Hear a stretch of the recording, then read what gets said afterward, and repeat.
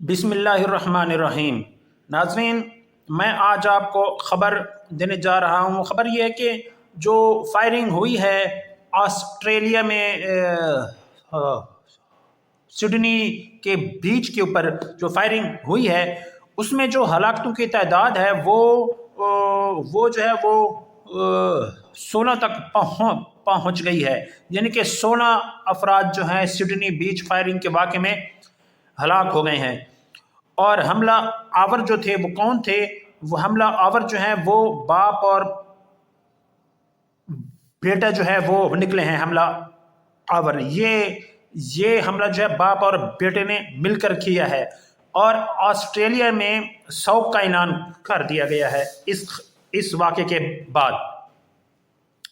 ناظرین، اب میں آپ کو تفصیلات کی جانب لے کے چلتا ہوں۔ وہ یہ کہ فائرنگ میں ملوث باپ بیٹا جو ہیں وہ کافی عرصے سے آسٹریلیا میں مقیم تھے، تاہم دونوں افراد کے پس منظر سے متعلق مزید تفصیلات فی الحال فراہم نہیں کی جا سکیں، پولیس حکام کا یہ کہنا ہے۔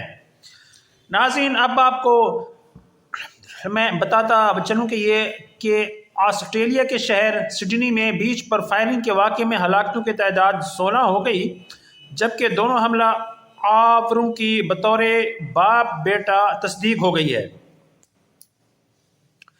آسٹریلوی وزیر اعظم نے ملک میں قومی سوگ کا اعلان کر دیا۔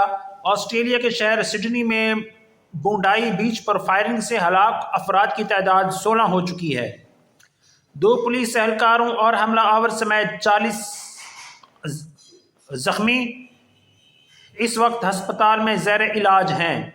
نیو ساؤتھ ویلز پولیس نے بتایا کہ ساحل پر یہودیوں کی تقریب کے دوران فائرنگ کرنے والے دونوں حملہ آور باپ بیٹا تھے،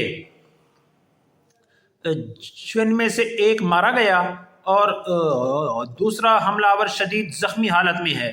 ہلاک حملہ آور کی شناخت 50 سال کے ساجد اکرم کے نام سے ہوئی۔ زخمی حملہ آور کی شناخت 24 سال کے نوید اکرام کے نام سے ہوئی ہے۔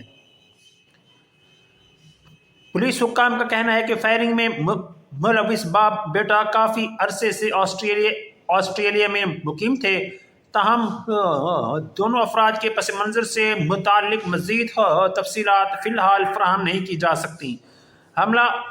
ہلاک حملہ آور کے پاس 10 سال سے اسلحے کا لائسنس موجود تھا، وہ ایک گن کلب کا رکن بھی تھا۔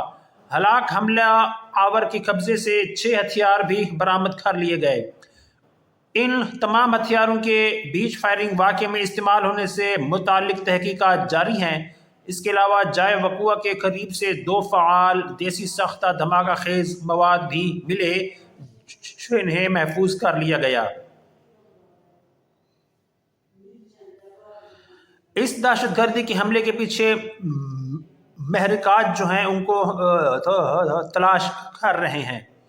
بتایا جا رہا ہے کہ آسٹریلوی حکومت نے واقعے کے پیش نظر آج ملک بھر میں یوم سوگ کا اعلان کر دیا۔ سرکاری عمارتوں پر قومی پرچم سرنگوں رہے گا۔ آسٹریلیا کے وزیر اعظم انتھونی البانیز نے سڈنی کے ساحل بونڈائی بیچ پر پیش آنے والے فائرنگ کے واقعے کو دہشت گردی قرار دیتے ہوئے کہا کہ یہ حملہ یہودی کمیونٹی کو نشانہ بنا کر کیا گیا تھا۔ مرنے والے بیشتر آسٹریلوی شہری تھے۔ آئندہ تحفظ کے لیے سخت اقدامات کیے جائیں گے۔ ہم آسٹریلیا کے تمام لوگوں کو قومی اتحاد کے ذریعے تحفظ فراہم کریں گے، یہ وہاں کی حکومت کا کہنا تھا۔